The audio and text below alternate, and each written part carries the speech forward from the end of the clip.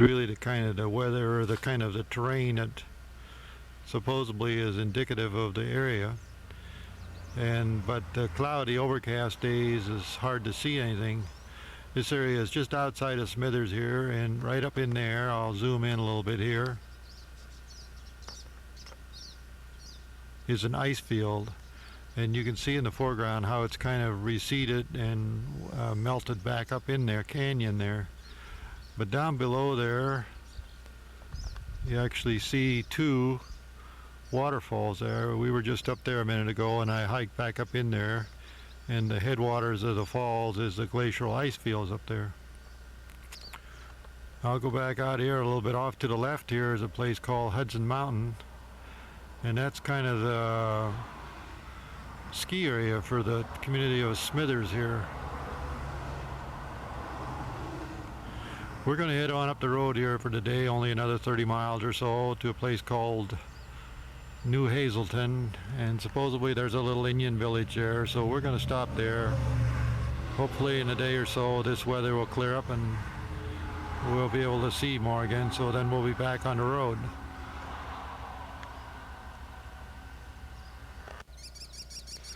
Today's July the 3rd, and we've just passed a junction which says north to Alaska. And this little juncture here was called the Valley of the Totems. So I'll take a picture of a few of these totems. There's probably about 10 or 15 of them along here.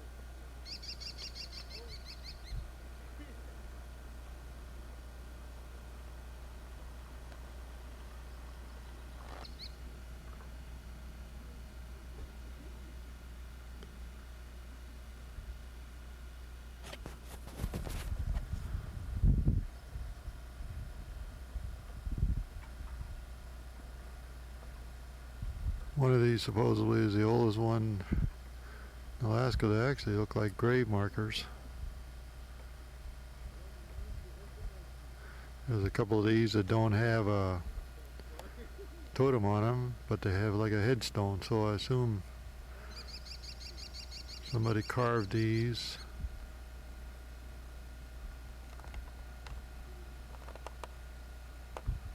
In remembrance of some particular person.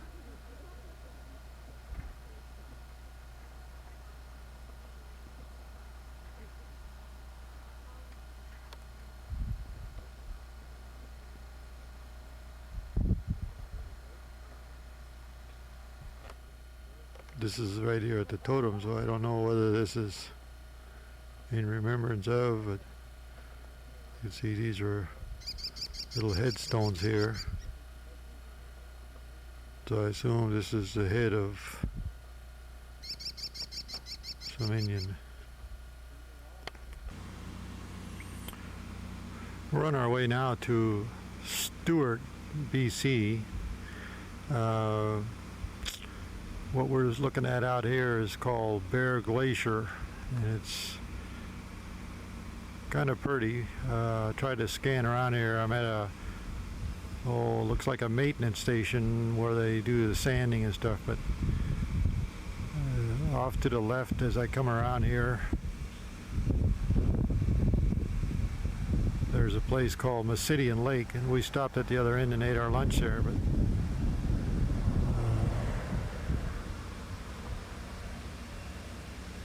kind of pretty. You can see the water down there at the bottom now. The lake itself is probably about 10 miles long.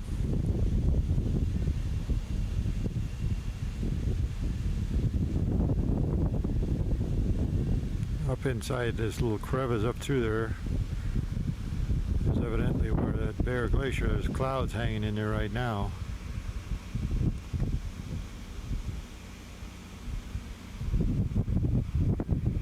But we're moving on towards Stewart.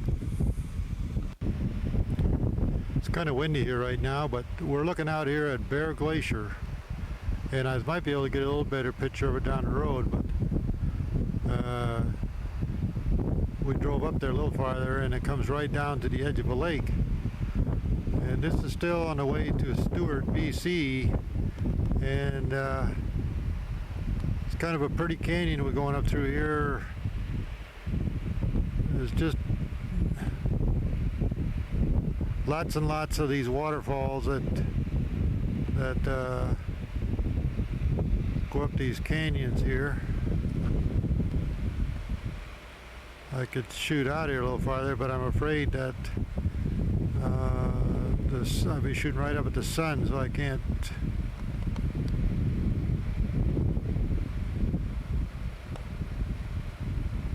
This kind of waterfall is kind of pretty. It spreads out over the rocks here. I'll just scan up here a little bit. I hope it doesn't wash out too much, but you can see kind of the tops of the mountains up there. Peaks way up there. Come down. And that's actually where that waterfall is. I'm going to go off to the opposite direction here now, out across the canyon up here, and this is part of the Bear Glacier, and as you can kind of see, and it starts way up there on the hill and comes down through that draw there, and actually the glacier comes right down through this draw all the way down here to this lake right here. And as I shine around here on the lake, you can see those little white chunks of stuff floating around there. Well, those are actually chunks of ice that are broken off that glacier that are floating around down here in the water. I'll go around here. There's actually a fairly steep wall right there that they evidently break off. I'll go around here. There's a couple of pretty good sized chunks, as you can see right there. There's one there probably.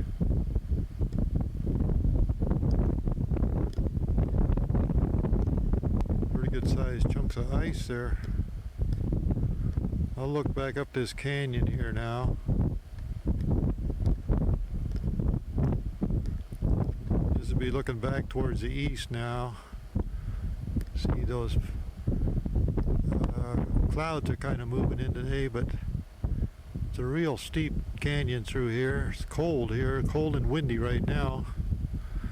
People probably think I'm crazy. I'm standing here with my shorts on. But we're going to move on towards Stewart now, so.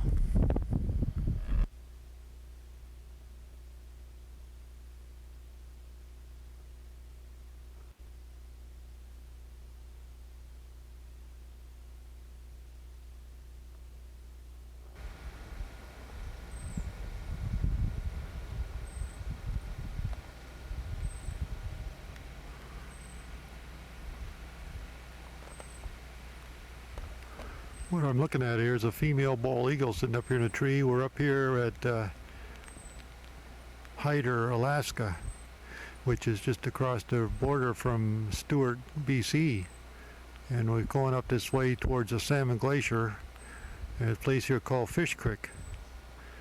And people tell me the bear eat out of this creek here, but we're a little early.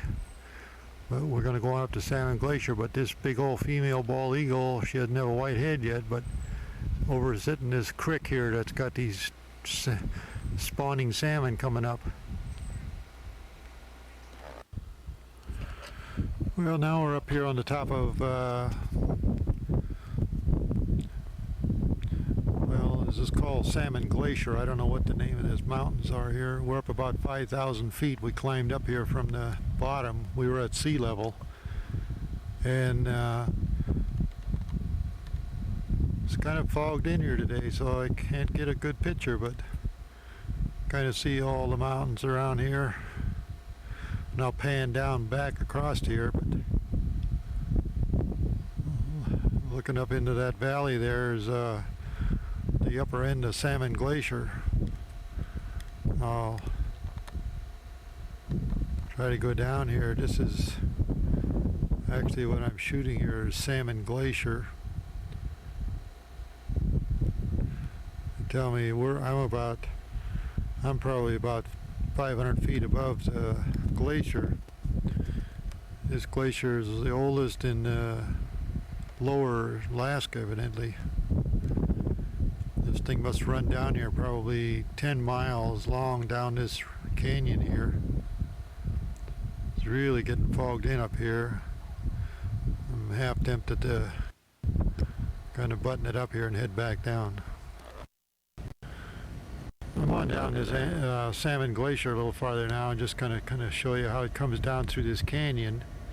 But you can kind of see, just kind of swirls right down, how it melts, almost melts like it's in circles. And we're almost at the bottom end of it here. You can see all the black stuff runs down off the canyons here. It goes down, but I'm going to show around here and maybe you can pick up kind of what this road looks like that we came up on here.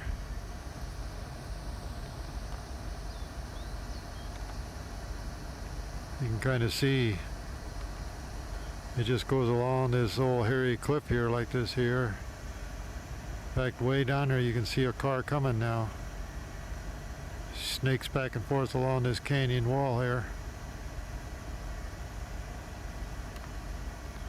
And there's about 20 miles from the bottom up to the top to this glacier. I'll be moving on.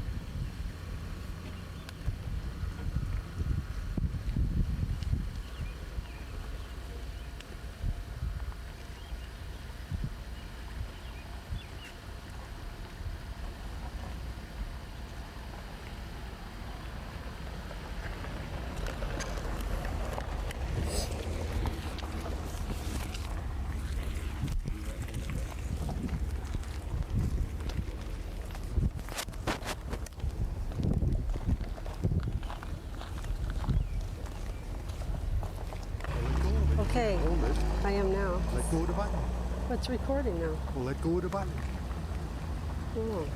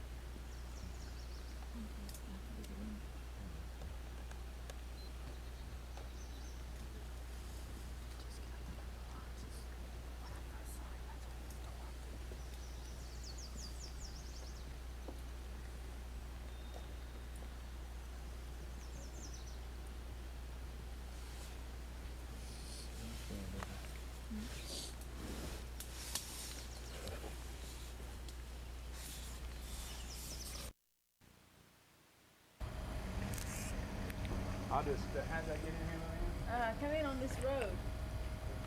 Let's see. Where am I now? I'm comparing it. It's We're here today at Watson Lake, which is kind of famous for the world signpost forest.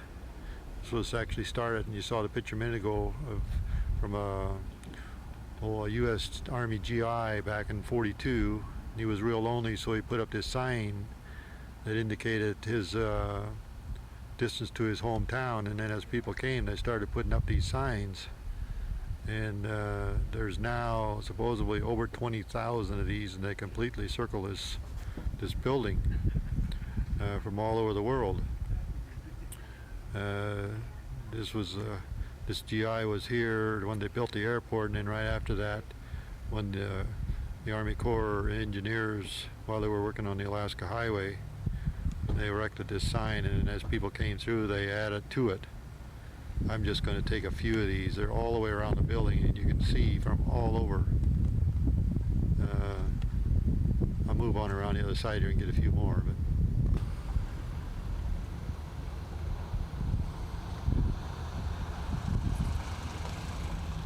this is for your benefit, Marie and Tim. One of the license signs that's up here on this sign forest. Just picking out a few of these signs here that people might recognize. Marcola, Oregon.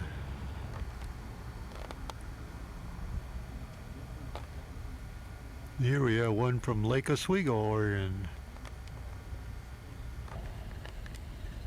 Looks like here we have another one that says Junction City, Oregon, 1,766 miles. Well, look at here. We have another sign here that might be familiar to some of us.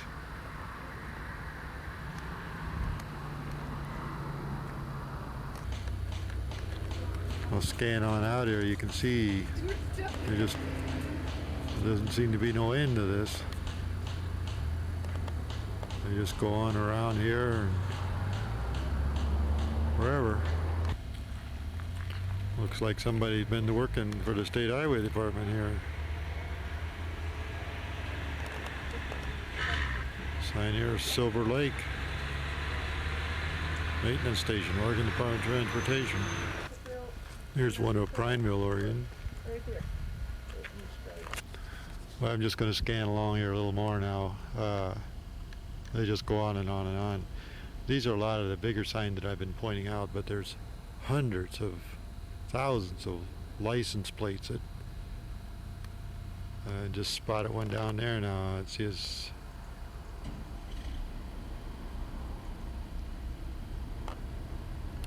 Pendleton, Oregon. Some got their names on, some are hand painted, but there's hundreds of these that are just license plates that are just all around here. It just goes on and on and on. I think I've seen enough of this. Moving on into the information center to see what else is in the area here. Watson Lake. Got it on? Yep. Marie, Tim, and Taylor, you are 1,729 miles from Watson Lake, Yukon, Brownsville, Oregon.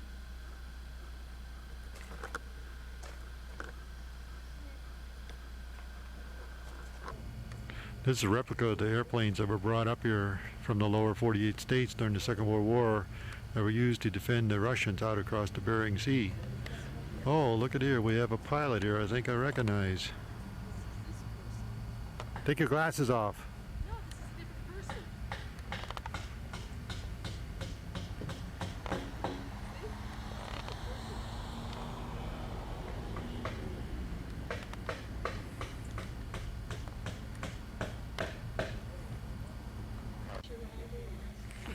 Here's another one that shows up here of Hood River and actually has the apples and pears on it.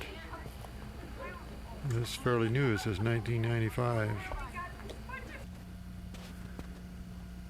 Just in case Taylor gets to see this, we even found a sign here that says Taylor, so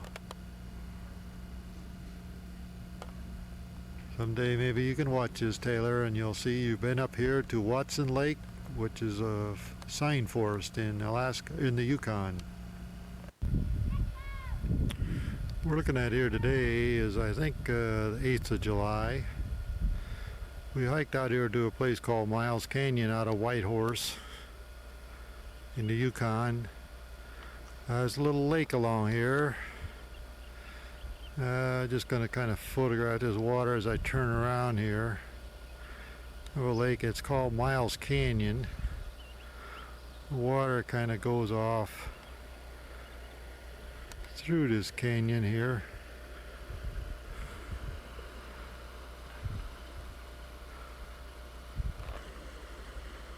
As this water goes up through this canyon here, there's a walkway bridge up there that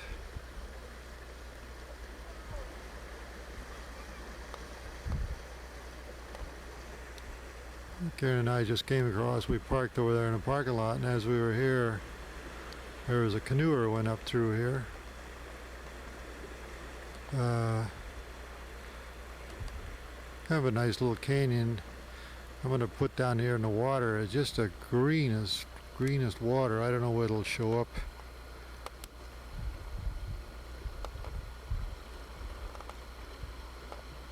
It's real green water for some reason.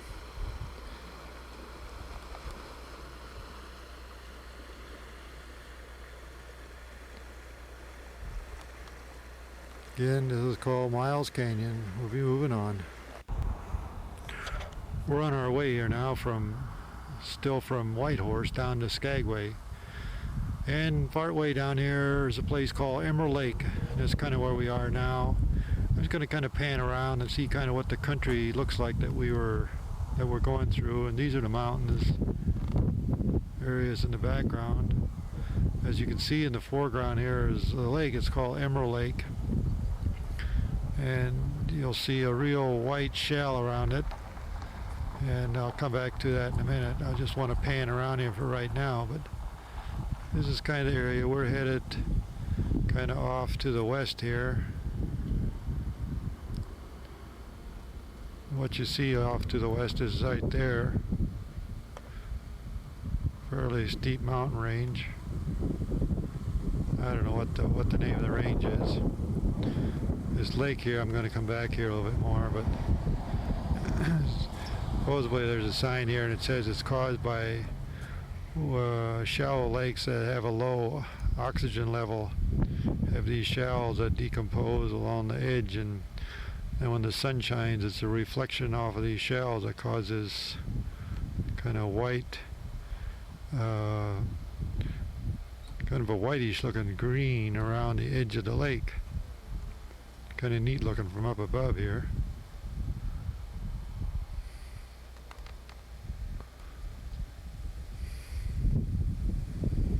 And from here we're going to move on. We're now here at a little community called Carcross, which is short for Caribou Crossing. And there's a lake on each side of the road here.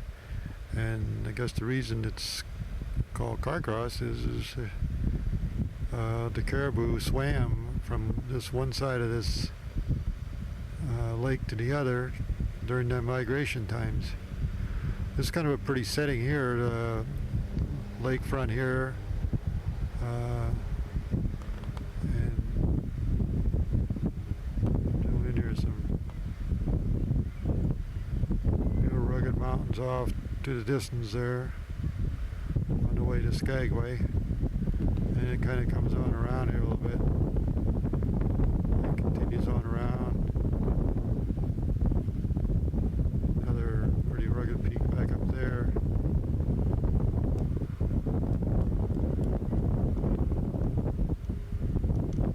Goes on around here. And it kind of necks down. And there's a big lake on the other side of the road. And this is kind of where the caribou crossed, evidently.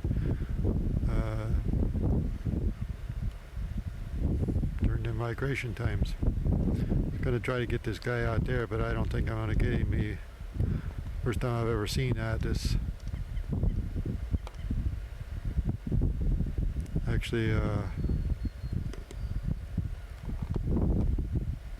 ski-doo or jet ski trying to pull a water skier.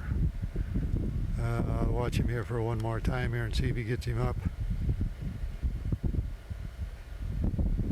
know they were that powerful.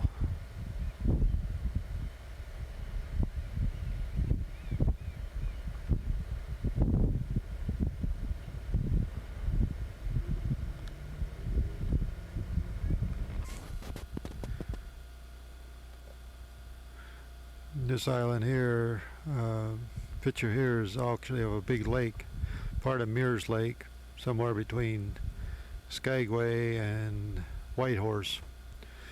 The significance of this body of water is this island out here in the middle, which some explorer named Bovey Island. This guy was actually sent by the American government to mark this or these lakes and stuff as a early explorer. Across here I'm looking at a place, it's called Lime Mountain. And going up the lake here, there's just these mountains and lakes just go on forever and ever and ever, it seems like. And we'll be moving on from here. We're still on our way here from Whitehorse, which is in the Yukon Territory, to Skagway, Alaska. It's just another area. We come around the corner here and there's another lake, and I'll try to scan this here mountainside here a little bit, but this lake goes on down around and back off in the distance there. You can see the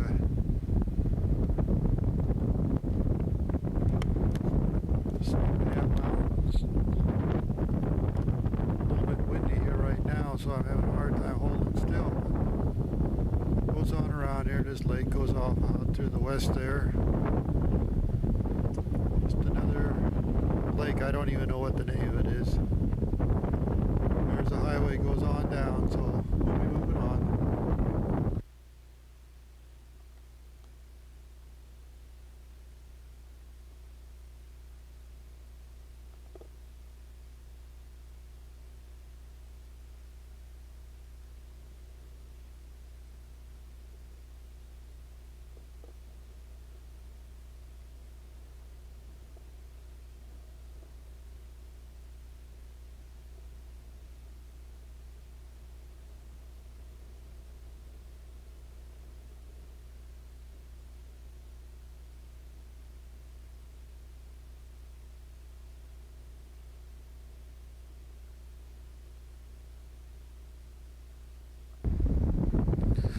Looking off to the west here now. We're still on the road from Whitehorse to Skagway, and the clouds are kind of starting to move in here a little bit, but try to go around here, see a lot of beautiful snow-capped mountains in the back and a lake here. We're actually at the summit of White Pass here, and you know, a fan on around here. It is so windy up here right now that I don't know whether you can hear me. This area here is actually called moonscapes. These moonscapes, what I showed prior to this here a little bit ago, was almost like volcanic, like a volcanic eruption, I guess. And this water is running all through these little pockets that were in there. There was actually people fishing in those pockets, so there's evidently a river that runs along here. But it's real windy, so we're going to move on. We're about at the summit here now, and just in a minute here we're going to be crossing out of Canada. We were in Yukon and we crossed into Canada. Now we're going to go out of Canada into Alaska or back into the USA. There's a little waterfalls over here coming down off of this mountain up here. I'm going to swing on around here. There's actually kind of a glacier back in here. The clouds are coming in real heavy right now, so it's kind of a glacier, ice glacier back up in there. And as I come around here, there's another one right out in there. It's so windy here, I can't hardly hold the camera still, but coming around here, you can kind of see the mountains off in the distance there. Real jagged looking peaks, got ice and stuff coming down. Yeah, I gotta move on. We're actually going down the road here now. It's a real fast descent going down and off of the summit down into Skagway. This is kind of a little roadside rest area here, or not a rest area, but a historical stop. I'm just going to pan around here a little bit, but I want to come up around here maybe and show is across the way over there. You can kind of see that line that goes along there. That's the railroad. We're on one side of this canyon. The railroad goes on the other, goes on around there. And way over across the canyon there, you can see it going up over there. It goes around here. It's a real glacial area here. Lots of ice glaciers and a river down below here that I don't think I can see. Well, there we can see a little bit.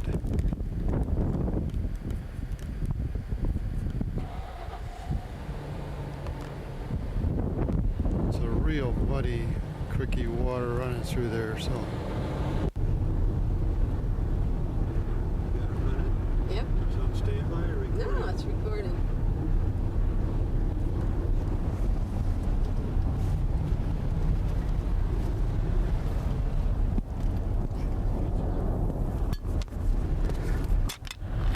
This better be working because I'm missing it. Karen's got the recorder going in the truck as we're going down the road. Don't move it around, just hold it straight ahead. Okay. And it's hard to believe we're coming down off this hill here, almost in Skagway, and that's at sea level. And you look here, and you can still see the snow-capped peaks and glaciers, and we're right at sea level right now. So I'm afraid it's going to be cold here tonight. We're kind of on the outskirts of town here right now. We're just kind of headed in.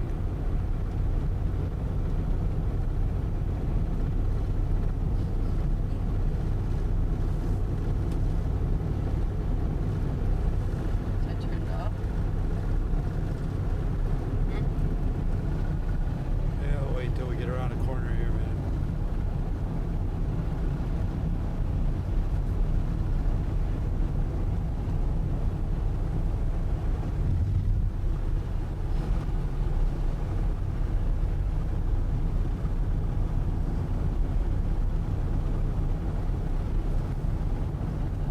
You're running down the mountain.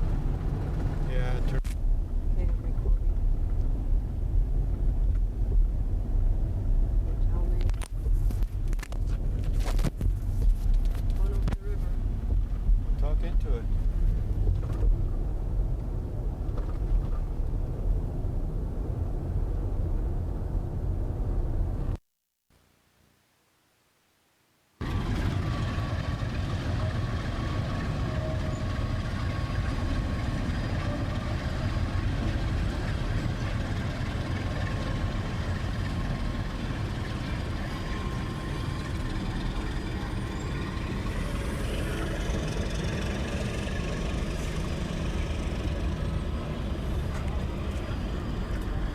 Today is Sunday, July the 9th, and we're still down here downtown Skagway.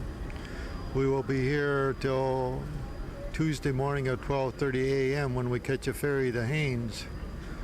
We're sitting here right now to the famous White Pass Railroad that goes up to this pass where the famous Klondike Gold Rush started. This is Skagway, where the people kind of landed from the ships, and they built this what was called the Impossible Railroad up this White Pass. It's 33 miles, I guess, of one of the most spectacular engineering feats ever undertaken. But anyway, off out in the distance there, you'll see some Oh, nice glacier up there. I'll try to zoom in on it a little bit.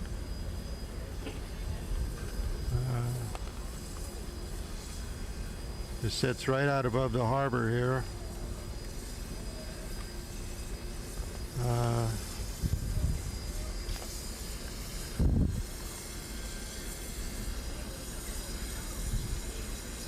In the foreground here actually is the train that's here right now waiting to take on a load of passengers to go up to White Pass. This train that comes in here, I don't know how many cars are here, but there looks like there's about maybe 5 or 6 cars or 7 cars, and it looks like they're full, and it costs $75 a head to make this trip. I'm going to save my money for t-shirts. But anyway, I think it's full because during the night a cruise ship left out of here and another one pulled in. So a lot of these people are here, I think, from cruise ships and from bus tours from all over. So we're going to eat some lunch here now, and then we're going to go on in a little city tour. We're still in the town of Skagway here, and this is the Red Onion Saloon. I'll zoom in here to make sure you...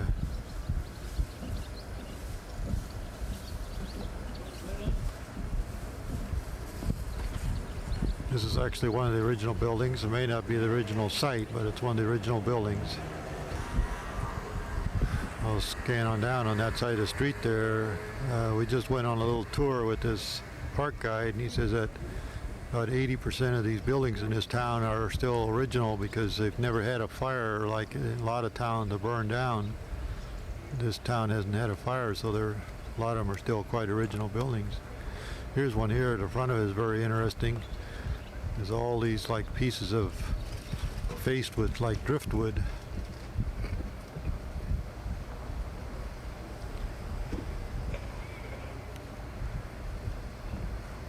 There's one of the original old hotels right there. I guess that was one of the first ones that was built here, or this town supposedly during the gold rush days. There's about 400 people live here now. On the gold rush here, there was 25,000 people lived in this town. Hard to believe. So we walk around town here. We're just going to take some pictures of some of the landmarks. Here's an old cabin used. I guess this is the official size of a homestead cabin. Karen found a friend here.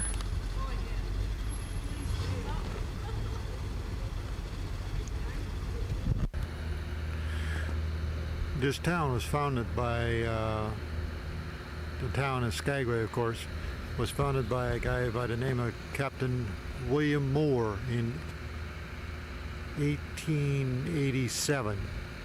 This was the cabin that he built when he came here, which met the homestead requirements for size. This Captain Moore, when he came here, because he homesteaded this cabin in this Skagway Valley here, that entitled him to 160 acres of homestead land, which is as much as land as there was in this whole little valley here. And then as the gold miners came, he owned the town, and eventually the railroad had to buy from him, the city had to buy from him, everybody came through here, had to pay him, and he became a rich man. But this is his original cabin.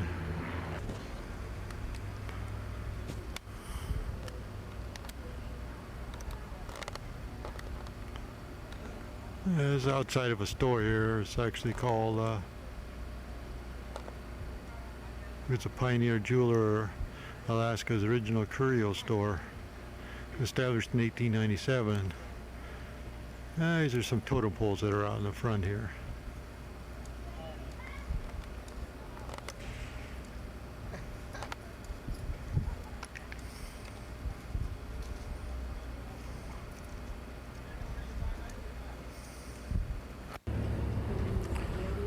Oh, looking across the street here, another one of the old original buildings, but next to it is Cone Company ice cream and candies. And out in front here, we'll get up close here, is actually looks like the native women of this town gathering to have their afternoon ice cream. This old structure here in Skagway was built as a women's college in 1899 and in 1900. It was also called there, I guess, the first granite building built in Alaska. It was turned into a federal courthouse in 1901, and that's what it was until Alaska became a statehood. Then it was bought by the city of Skagway for City Hall. I'm just going to take a picture of kind of the downtown Skagway, looking from the west towards the east.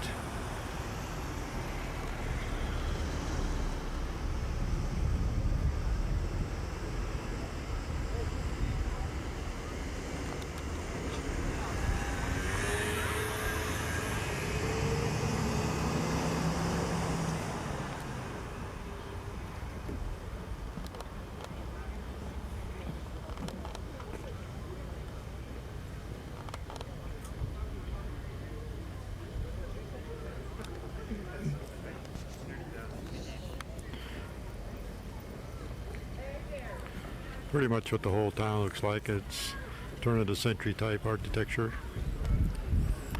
Kind of neat because a lot of these old buildings are original. And move on.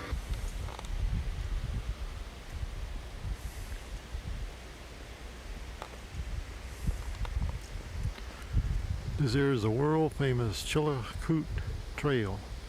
This is where the trailhead started for the gold rush days, the Klondike gold rush days. Up this trail here went 25,000 people up over White Pass, which is 30 miles. And it was a grueling episode by all the accounts that I have gathered. Thousands of animals died, thousands of people were,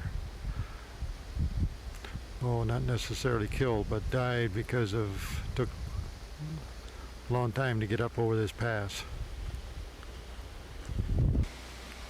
This signboard here is the Chilkoot Trail, and it's goes from this starting point here at the river up to what's called Bennett Lake, and the mosquitoes are about to eat me up here, but this talks about the longest museum.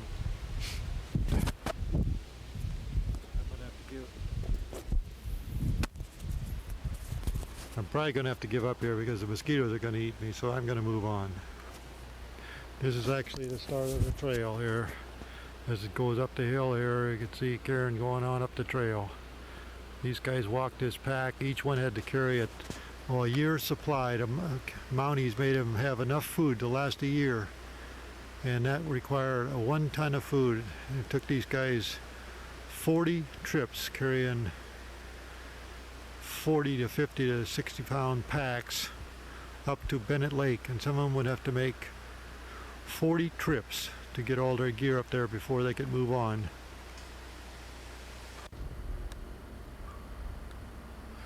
We're up here on a lookout now overlooking Skagway. I'm gonna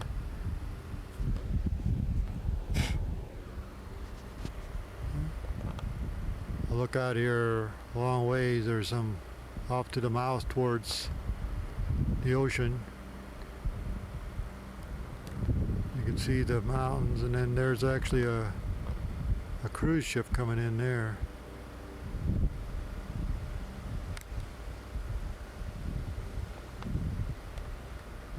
I go down here, that's actually the docks right here.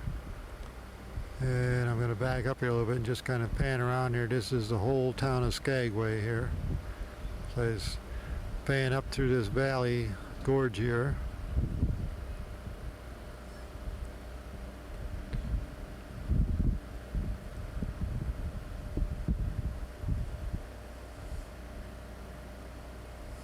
This is the whole town.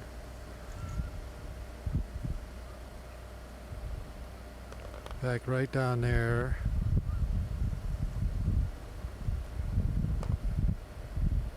that is the school, and right over behind that clump of trees is where we're camped. So that's it for a while. Today is Monday, and the mosquitoes are crazy.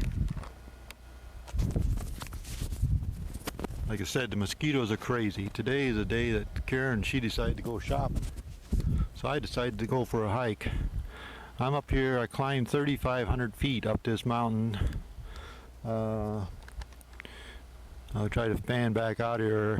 I'm up here where you can get a pretty good shot at all the glaciers and stuff.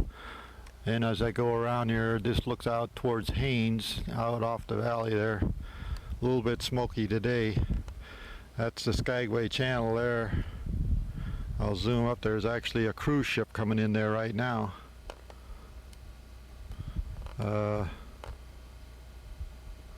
The cruise ship there.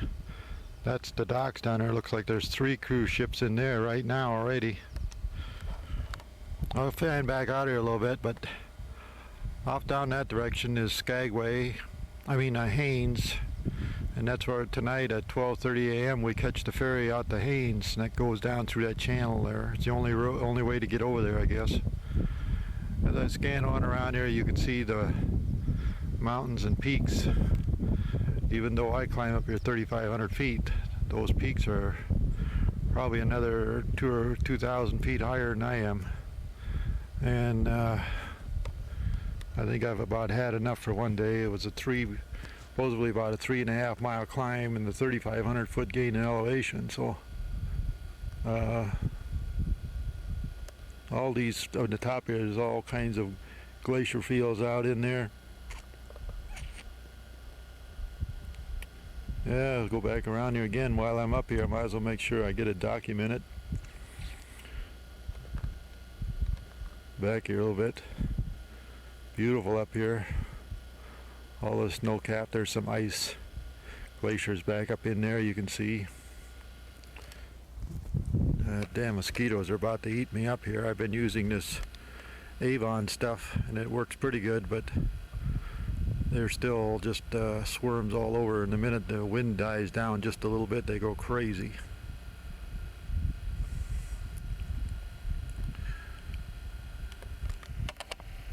Well, I'm going to get out of here. The mosquitoes are going to eat me.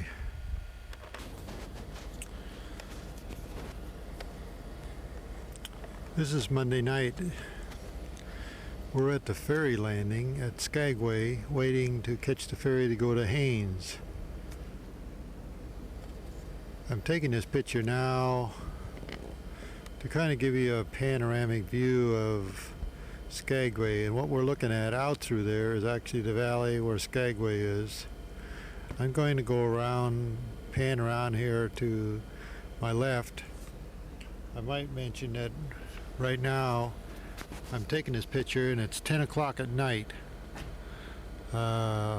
Still seems like it's fairly daylight to me, but I'm going to go around here. And this morning I went on that hike, and that peak you see up there is actually where I was this morning.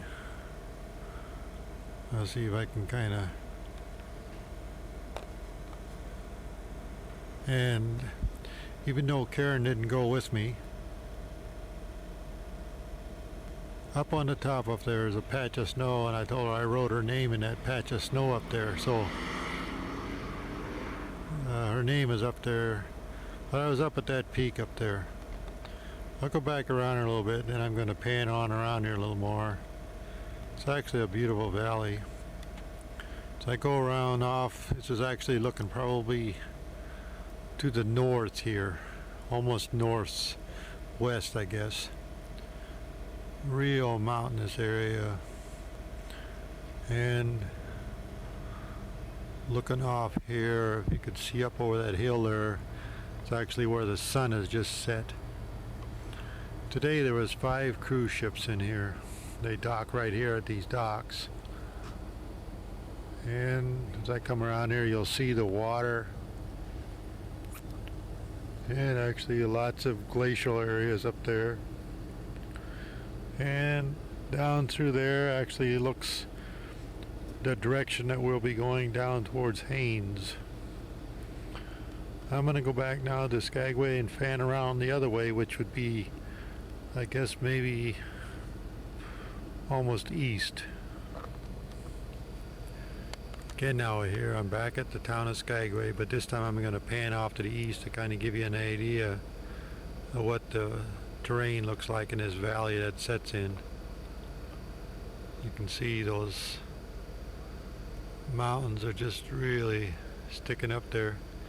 When I was up above there this morning, I wish I would have gotten a few more pictures, but the mosquitoes were so bad I just didn't feel like taking the time.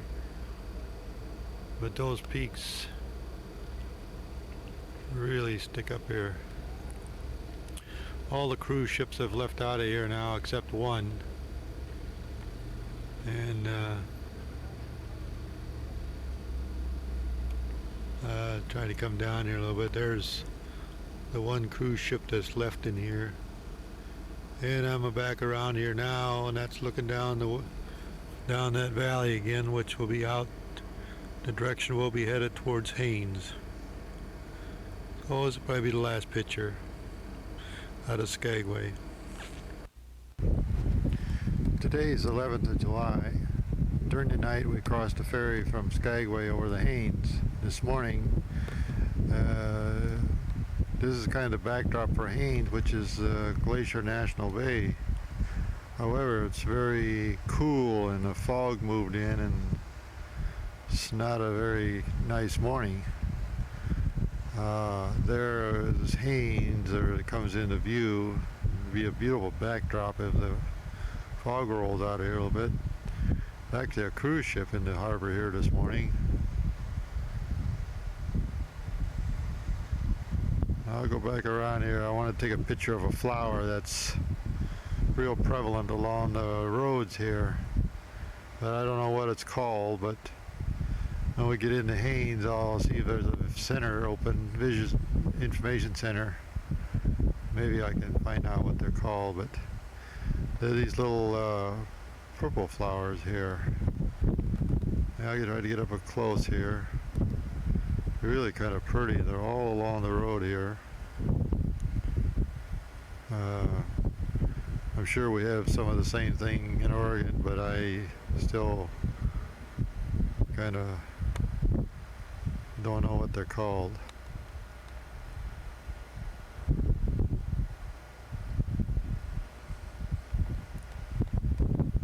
Yeah, we'll be moving on from here, I guess. We're inside the Bald Eagle Museum region. Actually, there's other things in here at Haines, Alaska. Go around there, they got a nice collection of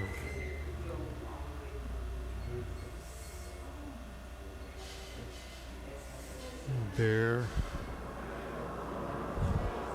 Got about 3 kinds of fox here. Common belief is that all fox are kind of a goldish red, but they can be any color.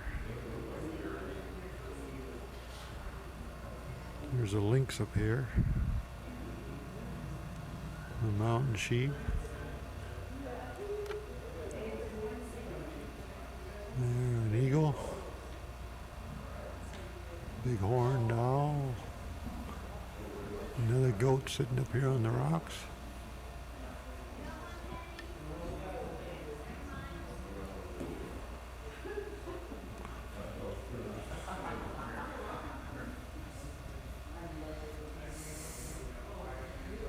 Couple wolves here.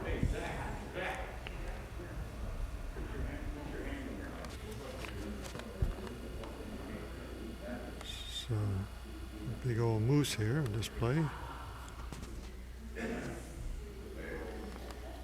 Karen, she's been looking for these moose along the road ever since we left. And this is finally we found one here. Talks about 2 different ones there, but that one supposedly is about 1,800 pounds. Going around here, some other animals. Some beaver back here. An otter. And there's some big brown bears here.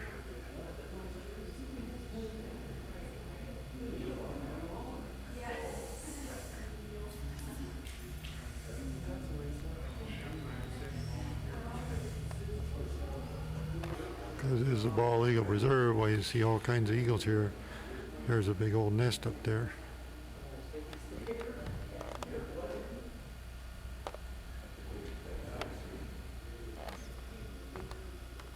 There's a grizzly here on display.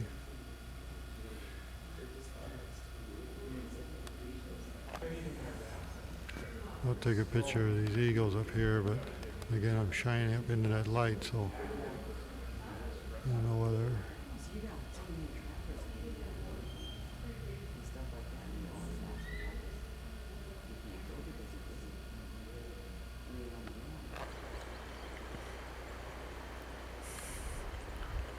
Looking out across the canyon here, you can see the bald eagle.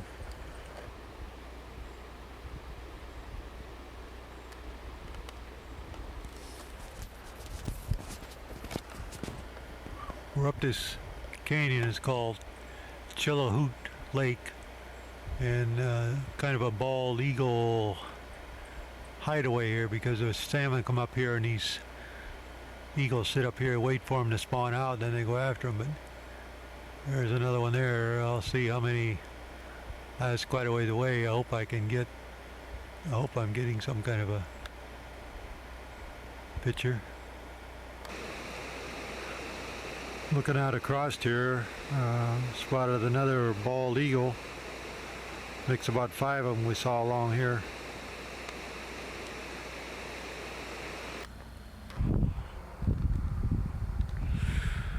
We're on our way from Haines to Haines Junction, and this is some of the typical country. Today is kind of cloudy, but you get an idea what the typical country is like here. Lots of rugged mountains, lots of snow, lots of glaciers up in those canyons. We just kind of passed out of Alaska and back into British Columbia. We'll be going to British Columbia here for maybe 50 miles, and then you get back into the Yukon again. This is kind of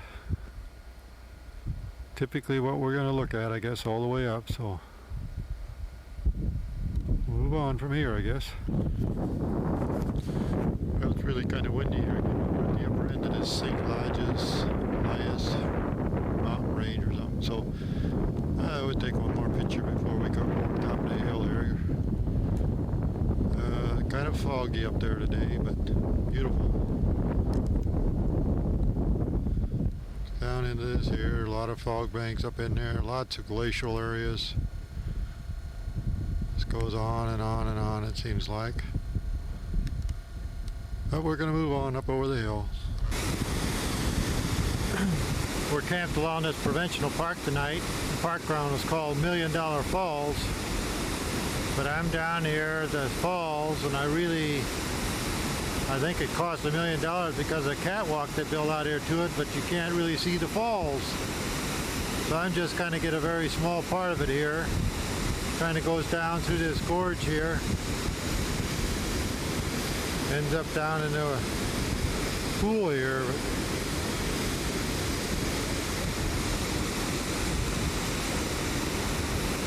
Could be very interesting. The guy could see the whole thing, but you can't, so it's the best I can do. Well, I'll try again here. I'm up higher now. Maybe I can get a better shot of this falls from here. Kind of starts up there where it starts dropping. And it kind of goes down along this bank here. Pretty good sized stream, really.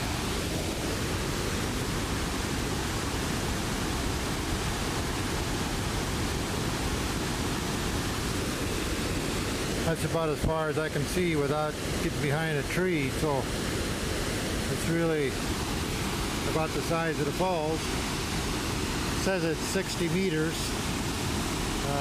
but that's stair-stepped in about 4 or 5 areas, so free fall in any one place is probably no more than 20 feet.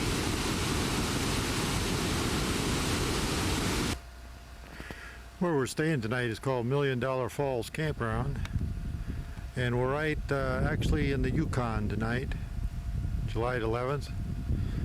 This is kind of the backdrop behind our campground here. We're camped right back in there, and this is kind of the hill that's back behind us.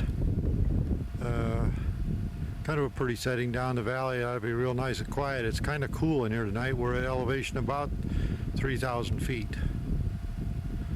Okay, move on.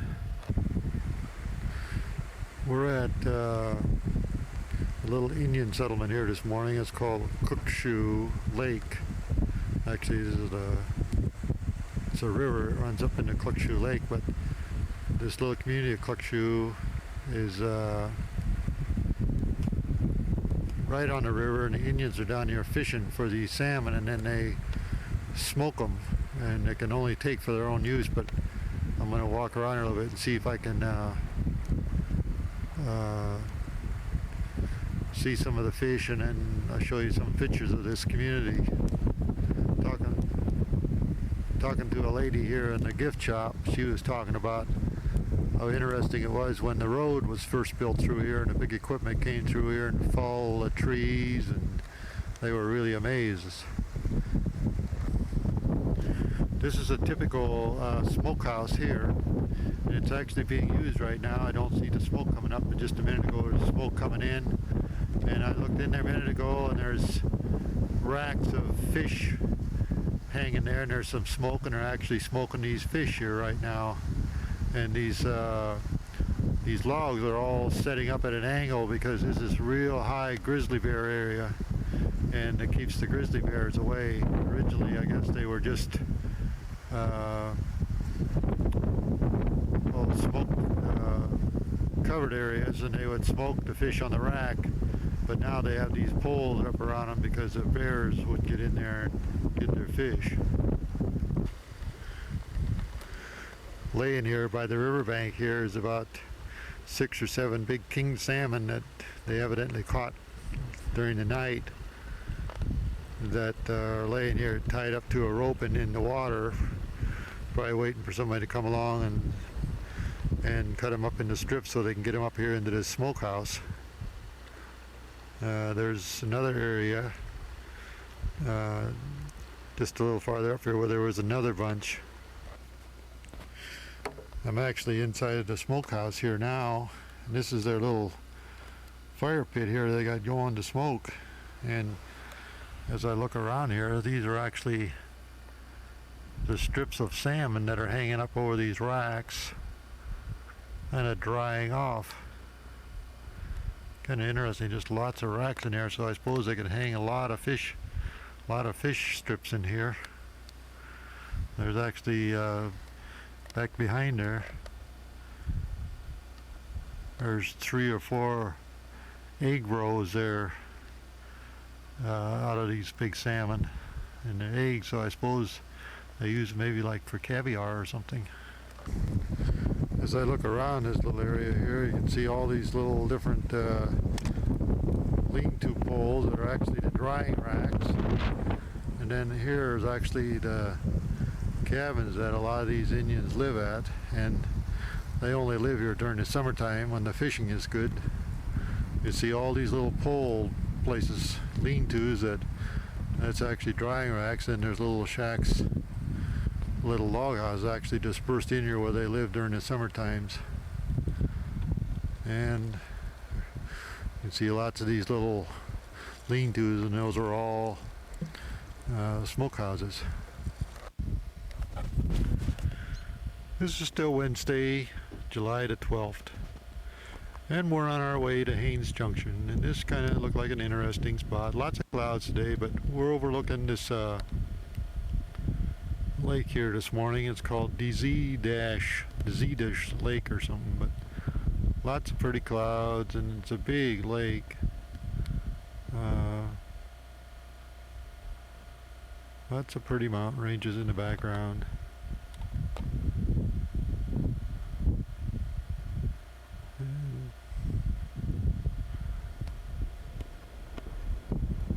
Just typical of all the scenery that you see along there. Lots of lakes, lots of mountains. Right here there's not too many snow caps like we've seen, but Still lots of mountains. We'll be moving on. This is Kathleen Lake, and it's real windy here today, kind of cold, so I'm going to turn off the microphone so I don't get all this noise and just kind of scan around.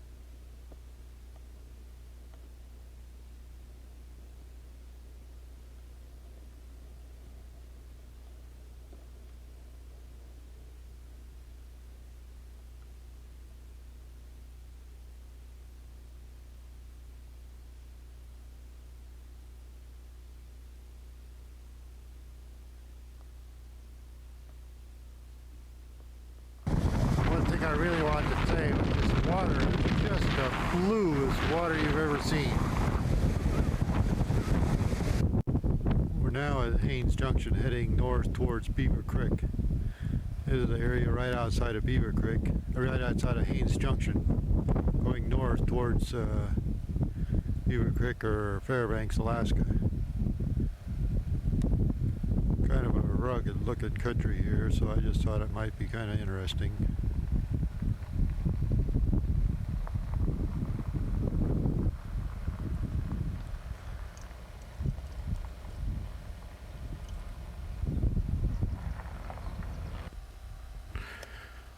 We're now north of Haines Junction, and we've come to the place called Kewaunee Lake.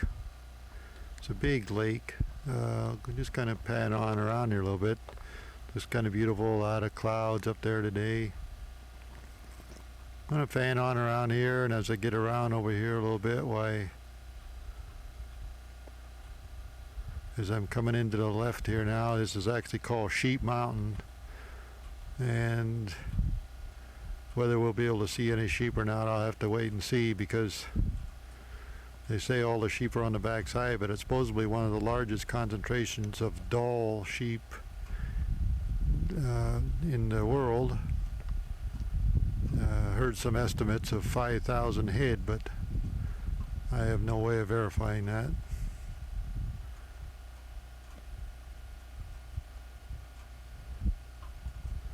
I actually got somebody out here looks like I might recognize down here along the lake.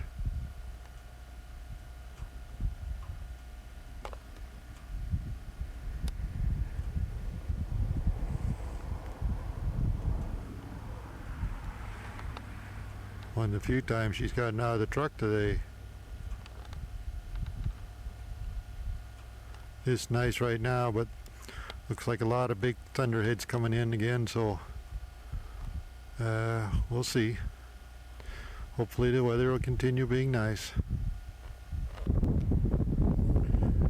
This is a picture of Karen actually walking down the original Elkan Highway. I'll scan over here a little more, but if I look out that way, there's the new modern highway down along the waterfront, but the original Elkan Highway came up along through this hillside here. I will try to see, I'm just following the road here, and it takes off down through there and up through there. Just a real windy, crooked, looked like a rough, well, it was a military road. They were on the survey and they ran their equipment over it to move military defense equipment to the north. And I have a hard time thinking people drove cars and trucks over this, but they did. North to the Yukon. Ready? Here we go. November 20th, 1942. The temperature is well below freezing. You're surrounded by about 300 soldiers, civilians, dignitaries, and journalists. You're about to witness the end of a project that will forever change the face of the North. Gentlemen, I'm speaking to you from an improvised control room in the rear of an American Army truck parked away up here on the Soldiers Summit, a high pass on the Canada-Alaska Highway, and where at this moment, some 100 yards from my vantage point, the official opening of this great road is taking place. Surely this road will rank for all time among the greatest engineering feats the world has ever seen. From Dawson Creek to Fairbanks in Alaska, a distance of 1,650 miles, American Army engineers have punched through this highway at the blitzkrieg speed of 8 miles a day. It's bitter cold here today. I'm not permitted to quote temperatures, but I can tell you that all of us up here envy all of you by your firesides out there. It's a very colorful scene nonetheless. On either side of the dividing tape that is symbolic of the Yukon-Alaska border fly the stars and the stripes and the Union Jack. The official opening ceremony... One by one, the speeches echo off the mountain wall, and everyone is showered in congratulations for a job well done. The final scene is played to the constant shuffling and stomping of icy feet, attempting to force warm blood through a frozen system. I have in my hands a pair of scissors, specially engraved for this historic occasion. On each blade, in plates of genuine Alaskan gold, has been inscribed, Dedication, Alcan International Highway, November 20, 1942. The ends of the ribbon are held by four of the American soldiers who built the highway. They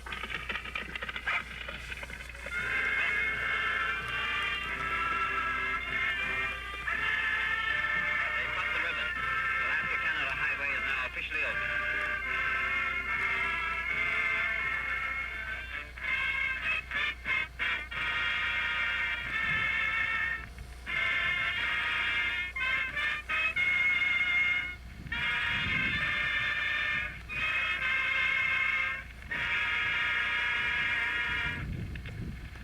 The signal has been given from the speaker stand for the huge trucks to start rolling down the steep incline behind us here, past the boundary line, and roar on to Fairbanks.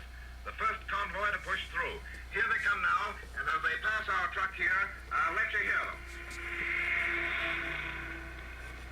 Watching the last of the trucks disappear into the ice fog north to Fairbanks, you recall the words of one of the speechmakers, who said, "This road is a bond, a tie, the possibilities and extent of which we cannot now foresee. This is a final breakthrough of the road. It's also the end of the pioneering of the road. It's been a real experience for those engaged in it." This is still Wednesday, I think. This is the place we're camped here tonight. It's called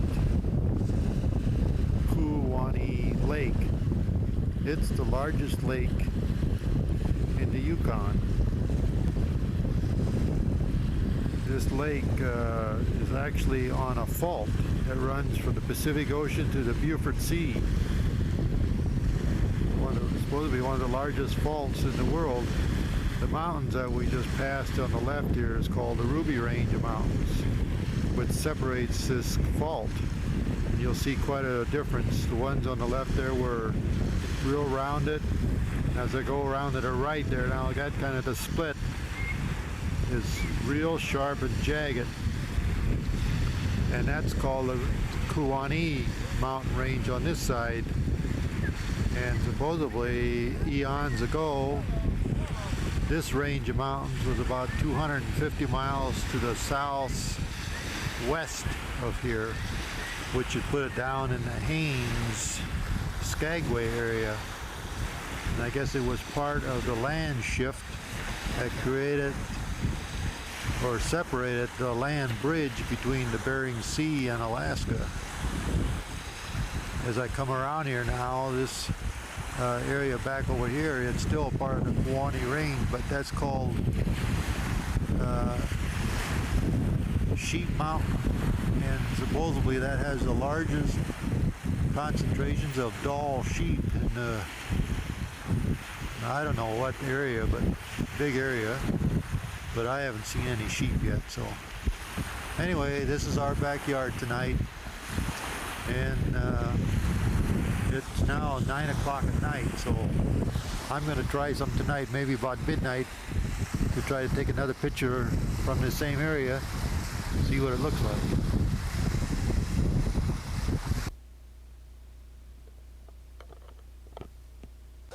Trying to get a free ride again. Huggy waved at me and I saw the ticket sticking out. Shame on Huggy. Okay, Huggy, reach in there. We're going to draw 2 adult passengers. All right. Huggy, your ticket. He's probably snuck one in there. 1583. The last 4 numbers are 1583. 1583. This lady right down here. Okay, ma'am, come on down here. We have a winner for our first sled puller. No, you don't have to pull a sled. You actually will ride. Okay, the second adult passenger, 1573. Oh, wait, 1575. 1575. We already had 1573. 1575. Okay, enough to fit you. So you're going to luck out tonight, but you're not going to get a ride. If you can't pull, you're not going to run. Bye-bye, Huggy. Poor Huggy tries to get a free ride every night. You almost got away with it tonight. Your ticket could have been drawn, too. Bye-bye, Huggy. Okay, we want to welcome everyone to the Toke Dog Team demonstration. My name is Bill Arpino. We do this every night at 7:30 during the months of June, July, and August, except Sunday night. We do give the dogs a rest on Sunday night. We've been doing this for about 18 years now. It's a lot of fun. We've had sled dogs for about 35 years. Actually, dog mushing is our state sport. We've been well involved with it for quite a while. Being as dog mushing is a state sport, we have long winters here, and 8-9 months long, and a lot of different events centered around sled dogs. Most folks have seen the film coverage on the Iditarod race. That's the 1,000-mile race between Anchorage and Nome. And yes, we have run the Iditarod, and I will assure you folks, it is a long ways to Nome behind the dog team. At any rate, that's only one event. We literally have thousands of different events. Everything from little 3-year-old kids running 1 dog on a closed course, then they graduate to 2 dog, 3 dog, 5 dog, 7 dog. In the junior ranks at 18 years old, they can run the adult class races. We have sprint type racing, limited and unlimited class, under 35 miles a day. And we have mid-distance races. Those are 200-300 mile long races. We have long distance races like the 1,000-mile long Iditarod race or the Yukon Quest race between Whitehorse and Fairbanks. We have lead dog contest. We'll hook a leader up to a sled. Remember, dog teams are driven actually by voice commands. Driver standing on the back of the sled, no reins attached to the leader, and the commands are hike to go, low to stop, G to turn right, haw to turn left, and we run them over an obstacle course, competing with other leaders. We have ski joring contest, 1, 2, or 3 dogs pulling a person on cross-country skis. That's really big here in the interior. We have freight races, a team of dogs pulling a loaded freight sled with a lot of weight in it over a specified course. We have weight pulling contest. Put 1, 2, or 3 dogs up to a sled and start loading weight on the sled. The dogs are all rated in different categories. Everything from little 25-pound dogs right on up to 150-pounders. And the world record on a single dog weight pull is over 5,000 pounds. 1 dog hooked up to a sled, started loading weight on it, and the dog pulled over 5,000 pounds. Voice commands, the dog breaks the sled loose, pulls it to required distance. So dog mushing is really a big thing here in Alaska in the winter. The first dog we will hook up will be our lead dog or leader. That's the most important dog in the team. And Hugh is bringing out old Frank. These are not pet dogs. They're actual working dogs or racing dogs. Frank here is about a 40-pound male Alaskan Husky. This is the most common sled dog that we use in the north. You folks standing on the blacktop, you have to step back, right off the edge of the blacktop. There you go. Thank you. The Alaskan Husky breed is a non-registered breed. This is the most common dog that we use in Alaska. It originated around the turn of the century when a lot of dogs were imported to the north, primarily during the gold rush. There weren't enough native dogs around to handle all the freighting needs. The imported dogs were crossed with the native dog. Over the years, the dog that evolved became the Alaskan Husky. This happens to be the sought-after racing dog in the world today.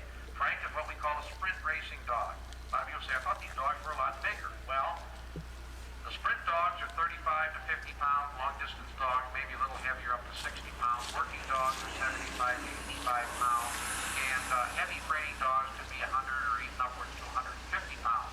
We breed the dogs for the job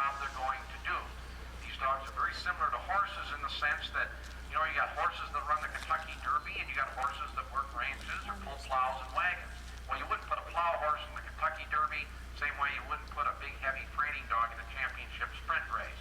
Frank has on an Alaskan X-back harness there, made out of 2,000-pound breaking strength nylon. This style of harness originated in the Indian village of Huslia about 35 years ago. Huslia is on the Kayakuk River in western interior Alaska. A bunch of guys were sitting around one winter and developed this harness. There are other styles of harness that we do use. Some of those are on display behind the sled shed here, as are the different types of sleds that we use. The main line hooked to the harness running back to the sled. We can pair these dogs up along the line. We can run them single file with as many dogs up as we want. A lot depends on trail conditions or type of load. Do not be misled by markings or eye color. That does not determine the breed of the dog. The next dog we will hook up will be our swing dog. That's the dog or the dog that runs right behind the leader. And Tony's bringing out Koyak. The way the boys bring the dogs up, they lift them up by the collar or harness. Sled dogs are very powerful with all 4 feet on the ground. We have a lot better control over them if we can get their front feet off the ground and they're not pulling us around.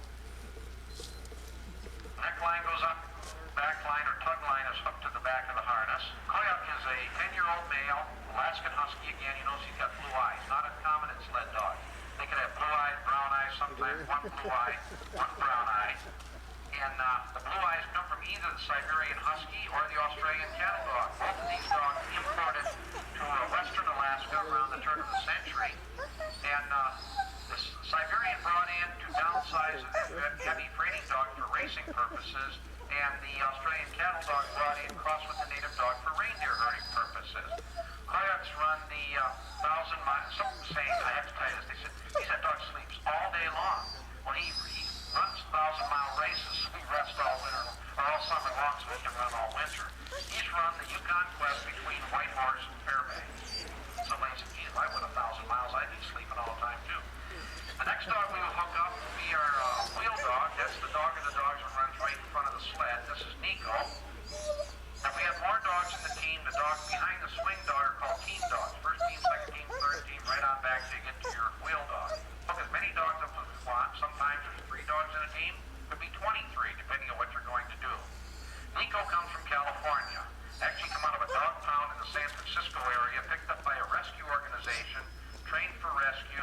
Then he was adopted by a fellow that was a school teacher who got a job here in Tok, had some Siberian Huskies, came up here, started teaching school here, brought Nico with him. And so broke Nico to harness here last winter. He's been running all last winter. He's worked out quite well. He's what we call a mixed breed dog. He's part Siberian Husky. All northern bred dogs have wolf in their background. Okay, passengers, we're going to get you loaded here. We're going to put the gentleman in first. Everyone's going to go at once here. So we got this foam rubber cushion for you to sit on. So sit right up in that basket of the sled. Scoot all the way to the back. This lady's going to sit right between your knees here. And you, young fella, you don't get to sit on the foam rubber cushion. You get to sit right on down on these hardwood bed slats. Now, you might want to say goodbye to these passengers. You might never see them again. They might go right down the Alaska Highway.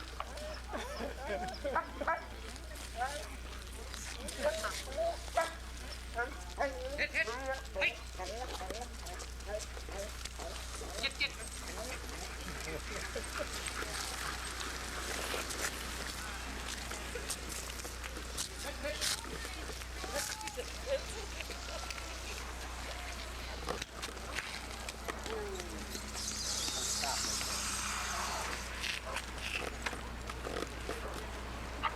Okay, passengers, come on over here. You guys aren't done yet. You folks standing down in the end, come in a little closer here up to that yellow line you see on the parking lot there. Seen us hook these 3 dogs up. We loaded these 3 nice passengers in the sled here. And you've seen these poor dogs haul these passengers all the way across the parking lot.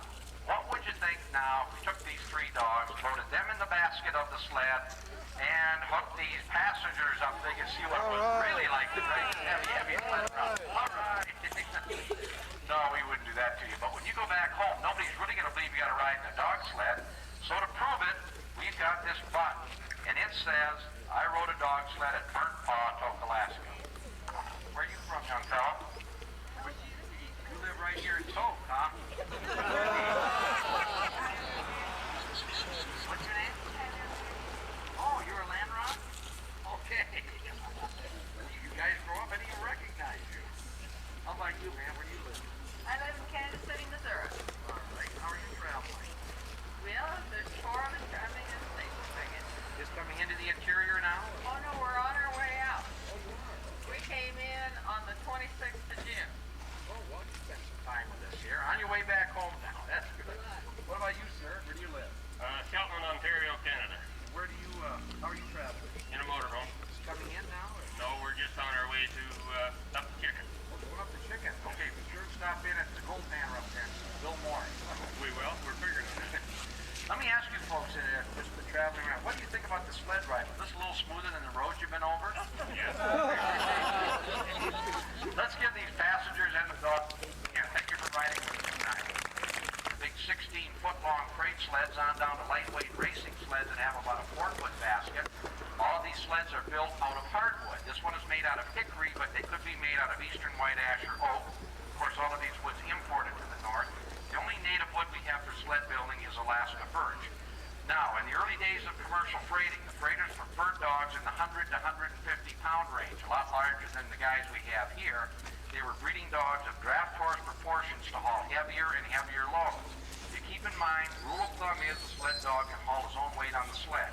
100-pound dog in a team, you load 100 pounds of the sled, go all day long that way. Some of the loads that commercial freighters hauled were as much as 2,000 or 3,000 pounds. A couple sleds tied on the back of the tow line here, one behind the other. So you can see with a load like that, you're going to need 20 or 30 dogs in the team. Now that required 2 drivers. Actually, the front driver rode on a pair of short skis or a small toboggan called a Ouija board, which was snapped into this main line. There was an extension placed in here, giving him a little room. Dogs lined out ahead of the front driver, towing him along on a skis or toboggan.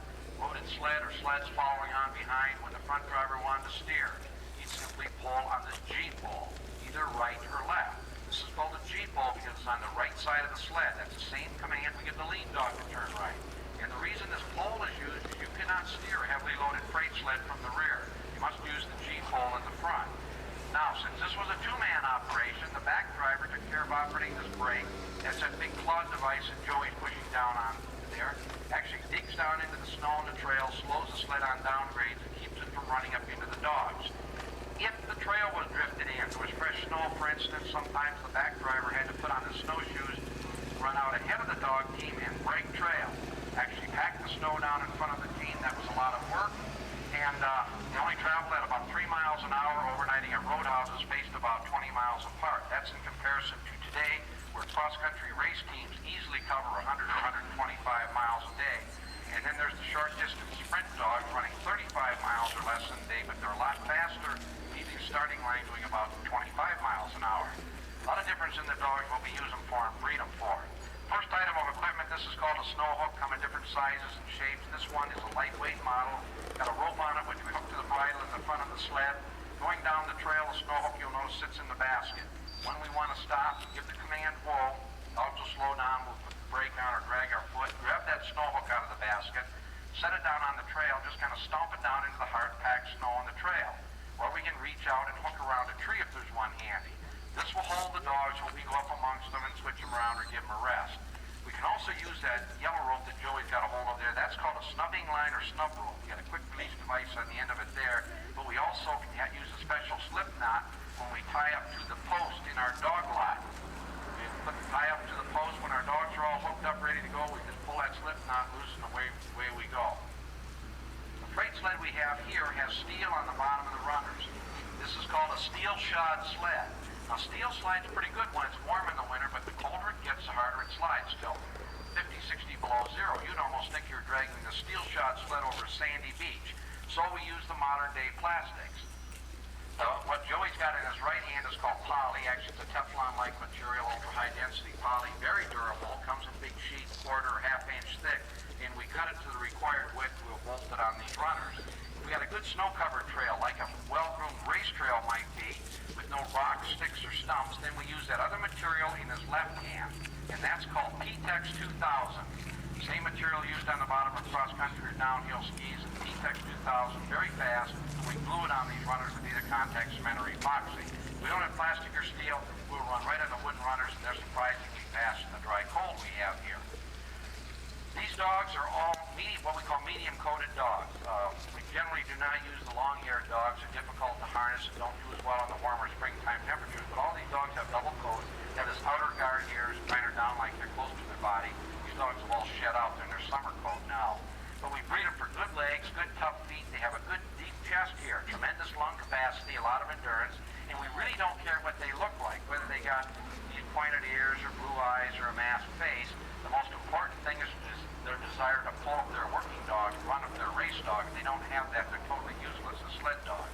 Next three items that Joey's showing you, these look like gold pokes, but actually they're dog moccasins or dog booties. The leather one is made out of pigskin, but it could be made out of any type of leather. The blue one is made out of duffel cloth, but it could just as well be made out of denim, nylon, cordura cloth. It's got a Velcro fastener around the top. That's the type we use nowadays. It's a little easier to put on and off the dog's feet. The canvas one with the strings on it is a Second World War Army issue dog moccasin of the type used here by the military during World War II. Now the military kept large kennels of dogs for rescue and transportation purposes.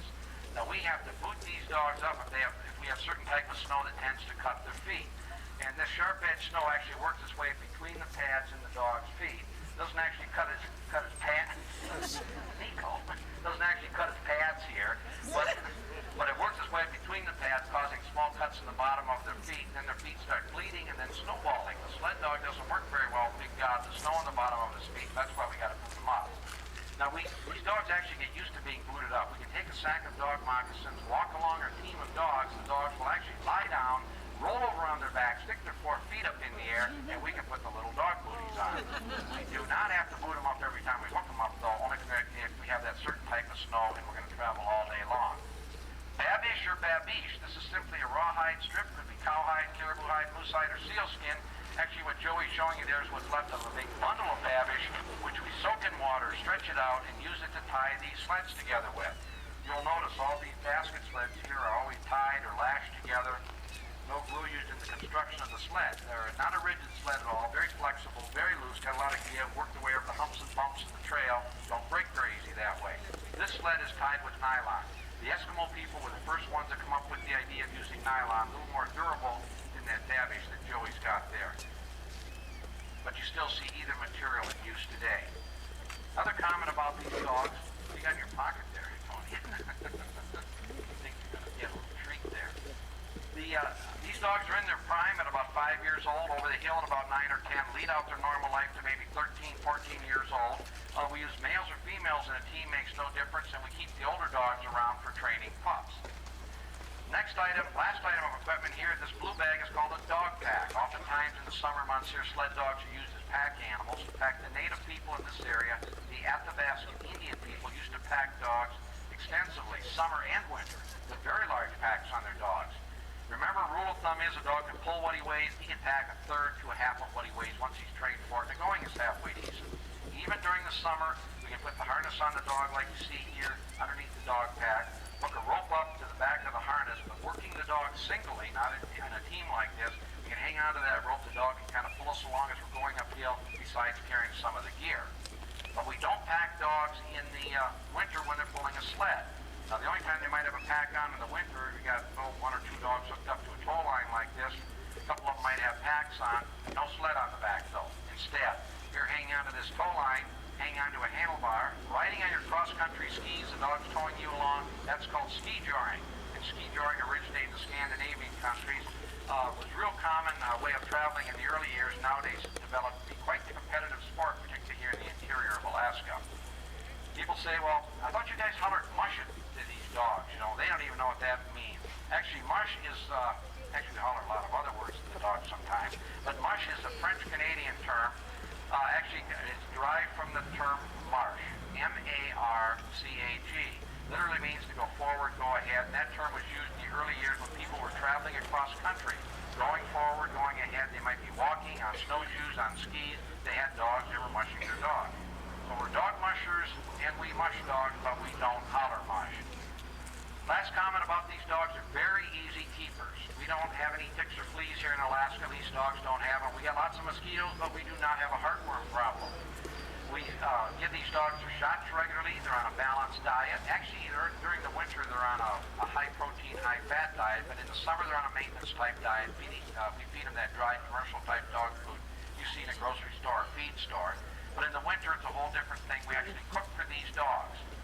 Now, if we're on the trail, we have an alcohol stove in the sled, or we'll cook over a wood fire. If we're home in the dog lot, we will take a 55-gallon barrel, which has been cut in half. In the bottom half is the fire pot. We build a wood fire in there. The top part is the cook pot. Into that, we add water, rice, chunks of salmon, tallow, and meat scraps, and we cook it all up into a stew-like concoction, and we give them that hot meal at the end of the day when they're all through working.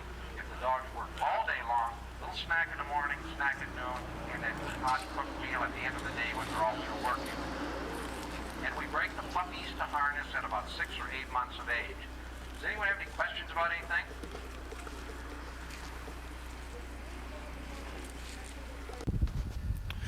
Today is Saturday, Saturday, July the 15th. We're on our way from Tok to Valdez.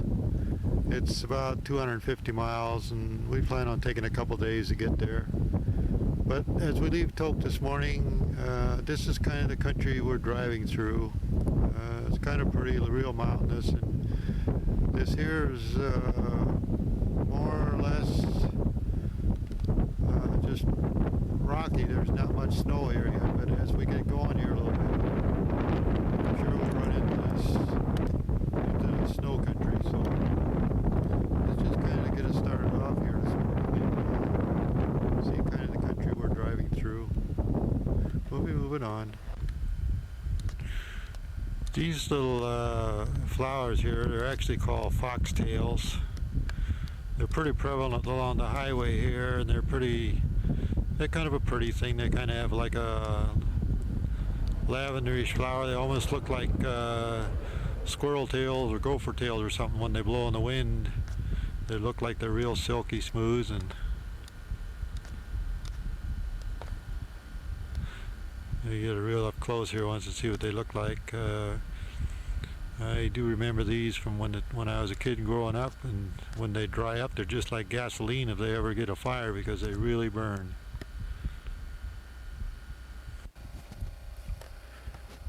We took a little side trip here. It's about 7 miles off the main highway. It was called Mantasta Indian Village. I thought we were headed for a place called Mantasta Lake, but I don't see the lake. But this is the little backdrop to this little Indian community called Mantasta. Kind of a pretty setting.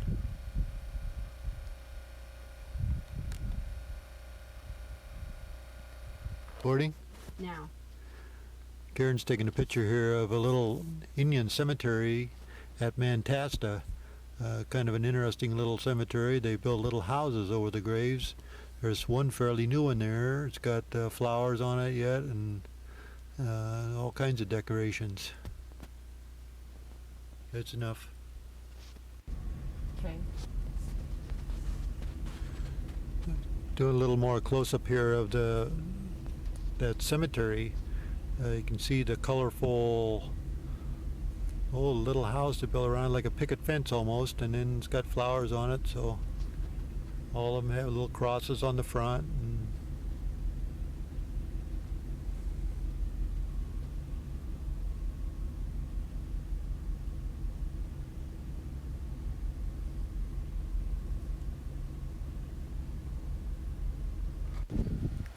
I'm just going to take a picture here. It's called the Wrangell Mountains off to the south here.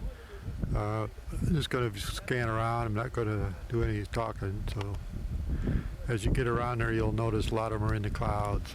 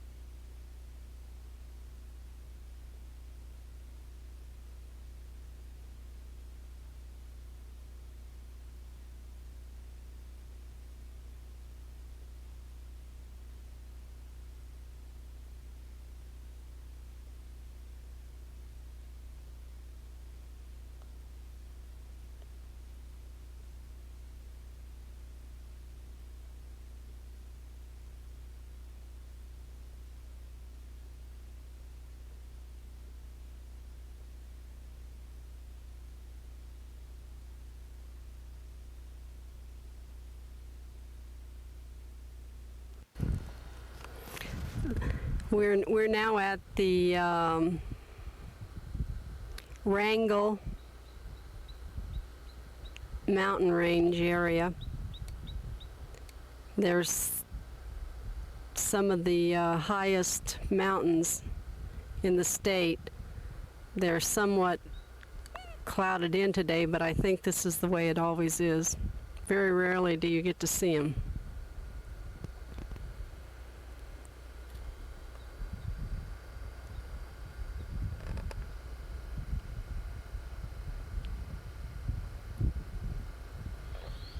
Actually, more clouds are starting to come in. You've got me doing this right now, so I don't know how good it's going to be. Herm's taking a still picture.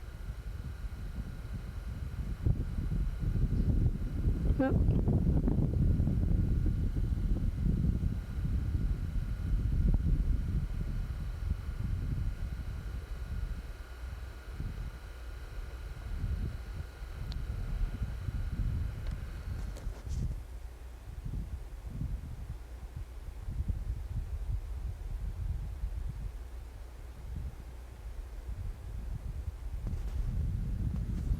I would just wait and let him do this, but I don't want to stand around and do nothing. So we may just erase this and let him redo it.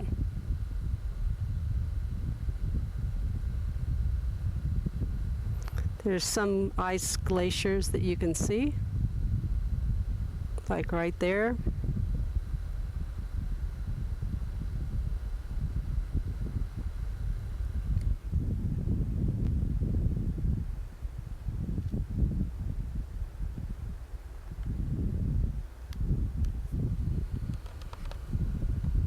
Now we'll take it off of zoom and we'll go back around. Yeah, maybe we'll go back zoom. Can't see.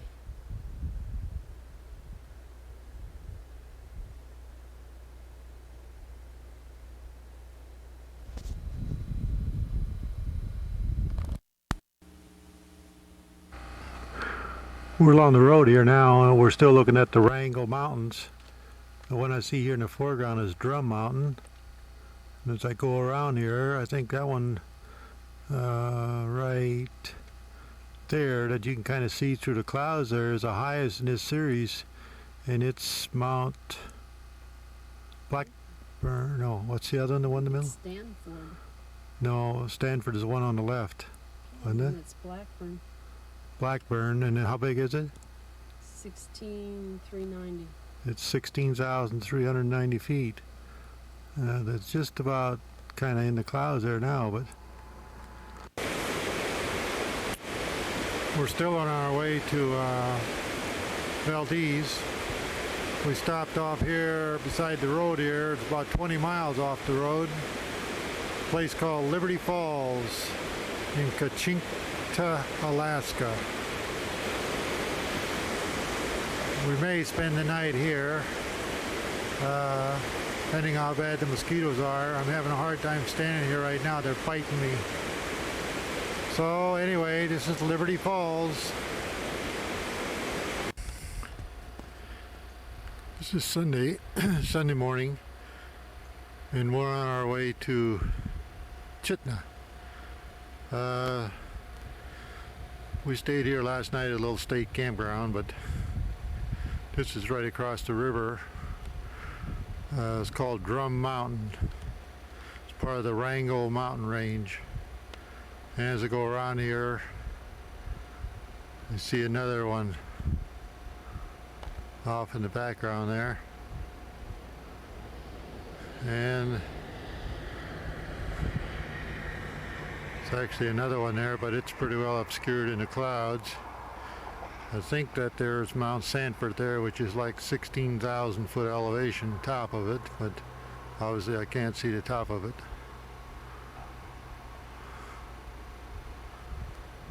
And we'll move on here. Down along the Copper River here now, and I came down here because all these people supposedly are dip net fishing.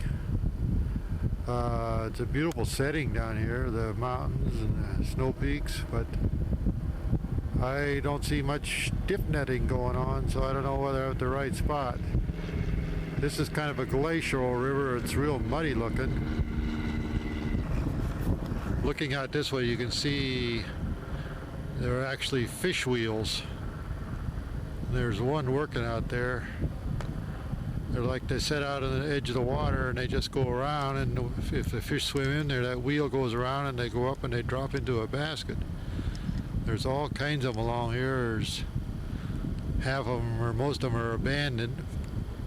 Some of them are working, but it's all up and down the river. I see these kind of like fish wheels. Goes on up. Actually, you see that Mount Drum in the background again. This is kind of the confluence of the Copper River and the Chitnet River. Little earlier I was wondering what dip netting is, but here's a guy out here in the middle of the river here now. Or there's actually two of them. There's one guy there, and they're actually, I guess, dip netting. What they do is they've got this great big net with a long handle, and they'll put it out and try to shove it to the bottom and let it float along.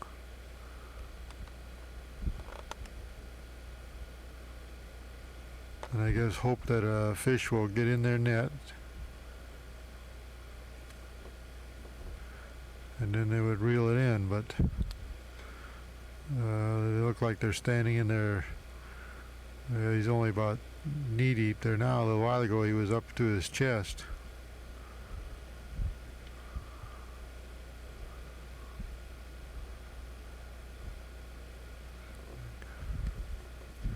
Throws that net out there and then he tries to shove it to the bottom and just kind of let it float along. This river is real murky and thick. Well, I'm sure it's a glacial runoff, but I don't even know how the fish can live in this stuff, but they're out there trying to dip them.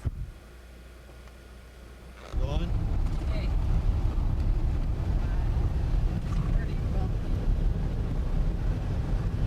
So we're going down the road here now towards Valdez. This is some of the mountains. I think we're headed towards Thompson Pass. Not too far off to the right here is the pipeline, Alaska Pipeline. I don't see it right now, but we're probably somewhere up here, passes under the road, but kind of cloudy again today.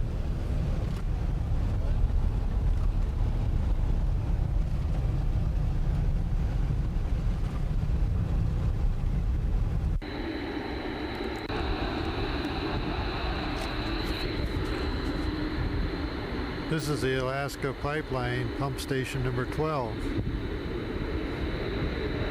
There you can actually see the pipeline. Comes up out of the ground back behind that building. Goes into this building right there where you can see the three chimneys. There's three big aircraft turbine type jet engines that drive these pumps. Only two of them are in service at any one time. One is a standby. This is the last station before it has to pump up over top of Thompson Pass. As you can kind of see in the background, you can see the mountains. It pumps up over that, and from there it goes downhill to Valdez, where the terminal is, where they load the ships. These pumps are capable of pumping 1.7 million barrels of oil a day, so there's a lot of oil coming out of here.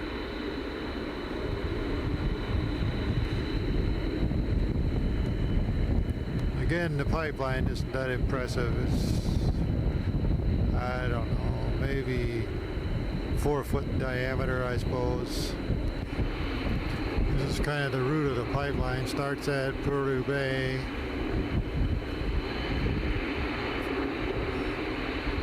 Those are the stations.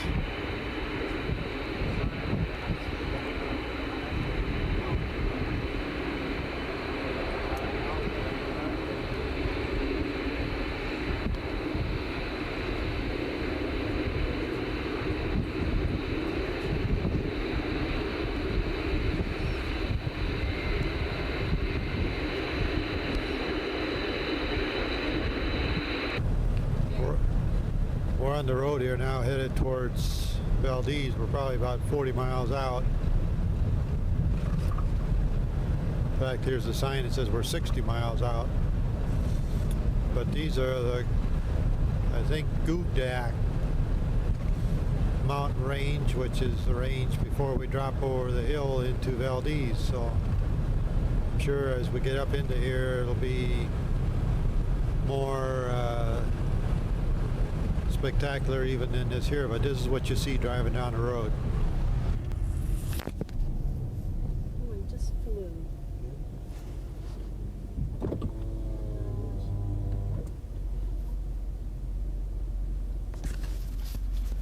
Going along the road here now, and we saw this eagle sitting up here in the tree. You got a real close-up of him? Mm-hmm.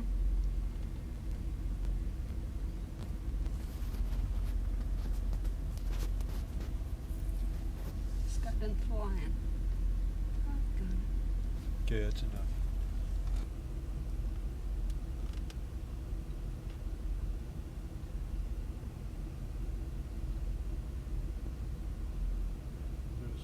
Oh, this is the swan also that we saw going into Valdez, and so we turned around to get the swan also.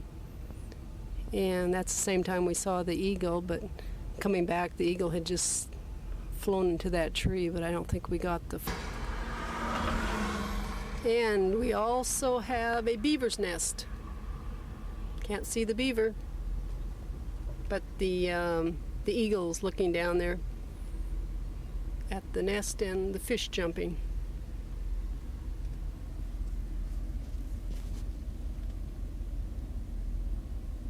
He's moving his little head.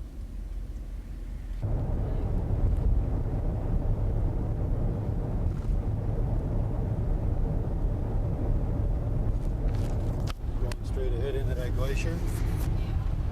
Got the zoom out of the ways. So we're going down the highway here. She's taking a picture as we're driving. But we're looking straight ahead into a little glacier up here. I don't know if it has a name, but it's just kind of pretty driving straight ahead up into it.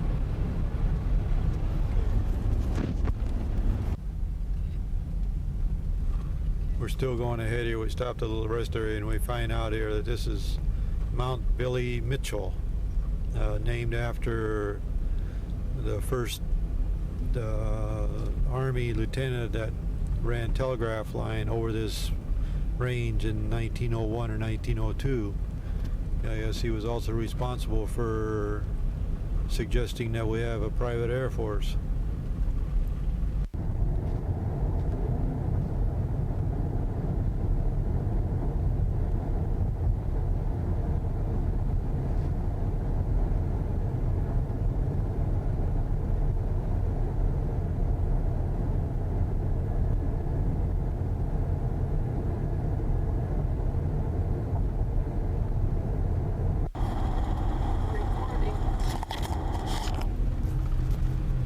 We're now about 40 miles out of Valdez and coming up over a ridge.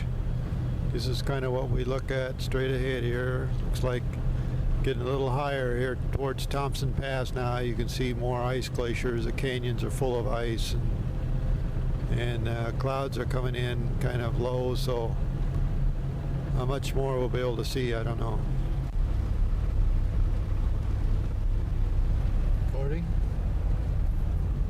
Yeah, we're going by some more mountains. She's shooting out the side of the windows here now. It's kind of almost looks like steam coming up the mountains. There's just, as you look out to the sides of these roads, there's waterfalls all over the place because of all the melt that's going on. Actually feels kind of cold today, so I don't know how warm it really is, but to hold it on your knees, you'll just kind of hold it up. Otherwise, you're going to get all a little shaken. We're getting up here now close to the summit of Thompson Pass, which we're about maybe 30 miles out of Valdez. And we're going to go right past this glacier here. It's called Worthington Glacier. And I get up there, I'll maybe walk up closer to it, but we're probably a mile away from it here, so probably as good a view as I'm going to get of the whole mountain area. Continue on around here. Like I said, I'm going to walk on up there. Well, if you've never been up close to a glacier, this is about as close as you're going to get.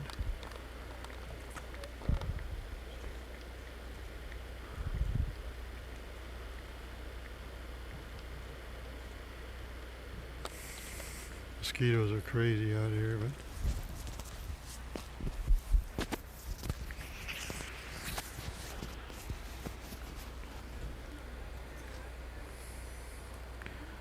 you can see all the real steep melt off and crags here.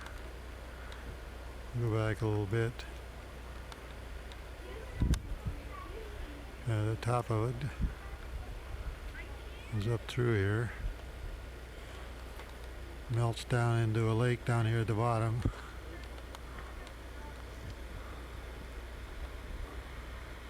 can see all the little water glaciers and runoffs coming out of this glacier.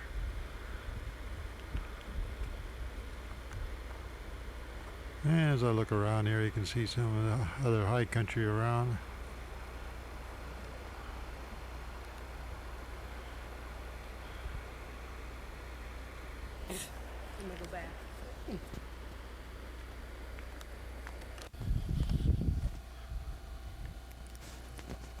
I'm now up here at the top of Thompson Pass. I'm going to try to give you a 360-degree view of the top of the mountains. There's too numerous ice fields and glaciers to mention. I don't know them anyway, but it's kind of a cloudy, overcast day. I try to zoom in here a little bit on it, but basically it's just rugged country up here. And if a guy could visualize eon years ago that this was all an ice field, way down at the bottom there you can actually see what might have been a river one time.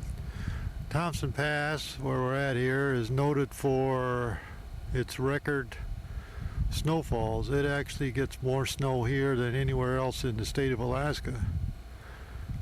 I think I read it's not uncommon for them to get 60 inches in a 24-hour period.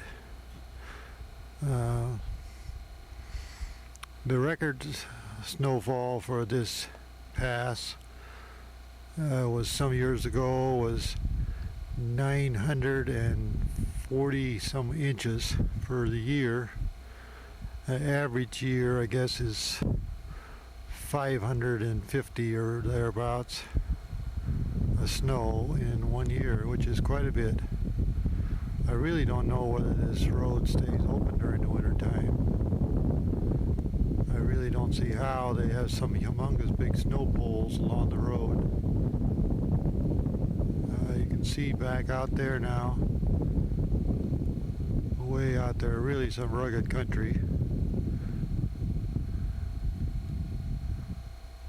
And I'm coming on around here again now, getting close to my 360-degree view.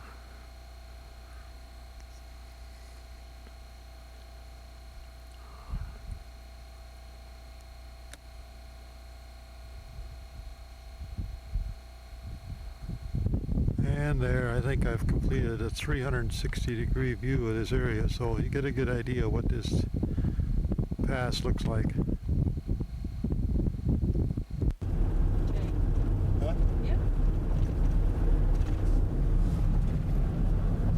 Just some more scene going down the highway here, coming off of Thompson Pass towards Valdez.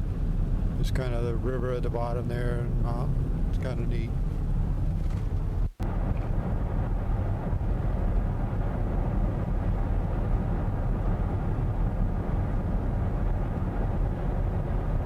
The car, you can see up the hillsides there, these big long waterfalls coming down off these glaciers.